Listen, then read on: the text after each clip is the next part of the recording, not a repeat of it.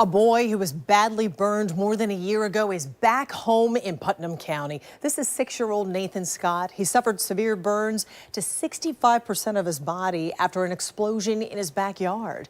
His injuries were so bad he was flown to a hospital in Texas for treatment. News for Jax reporter Eric Avignon has been following Nathan's recovery and spoke with him and his family today.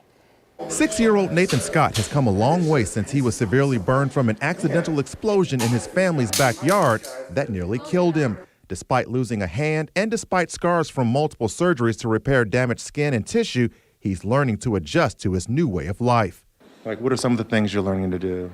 Ride my scooter.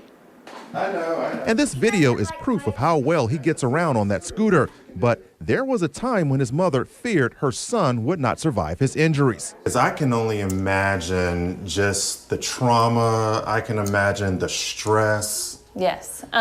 So it's been rough. It was very scary to watch him go through everything that he did. Nathan's life-altering experience happened in late December of 2022. Nathan was attempting to help his dad burn yard waste in this burn barrel, but the fire was going out. So without anyone looking, Nathan grabbed a gas can and threw it into the barrel, hoping it would keep the fire going. But the gas can exploded, leaving Nathan so badly burned that he had to be rushed to the hospital.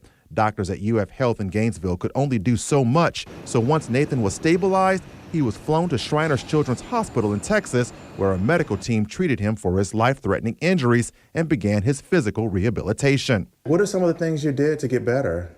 Do you remember? I went to therapy every day. Nathan says his favorite place at Shriners was the playroom. Tell me about the playroom. I had lots of fun there. Really? What did you get to do in the playroom? Play. Before Nathan came home, contractors who heard about his accident and the severity of his injuries volunteered to build this addition to his family home. It's Nathan's new bedroom and bathroom that was originally built to be wheelchair accessible because his mom says there was a moment when they were not sure Nathan would ever walk again. Even after surgeries now, there are chances that he will be handicapped or he will be wheelchair bound for so many days afterwards. And a wheelchair can get around everywhere in the room.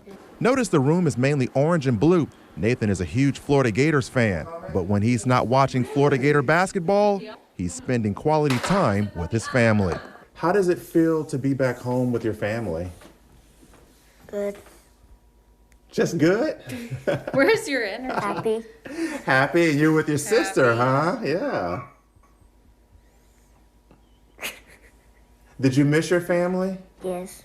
How much did you miss them? A lot.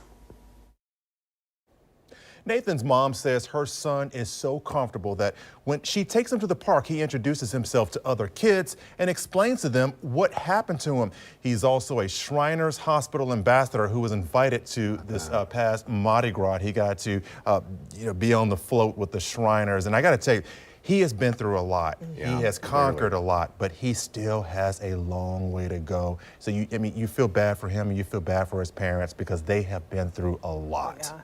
But that confidence that he has is that strong support system. So kudos to his parents and the contractors, everybody who's really wrapped their arms around him. Especially kudos to the community, because when all this happened, you had firefighters that were raising money for him. You had the doctors and nurses at UF Health where he first went to. Right. They were supporting. You had businesses that were supporting. So everyone knew what had happened.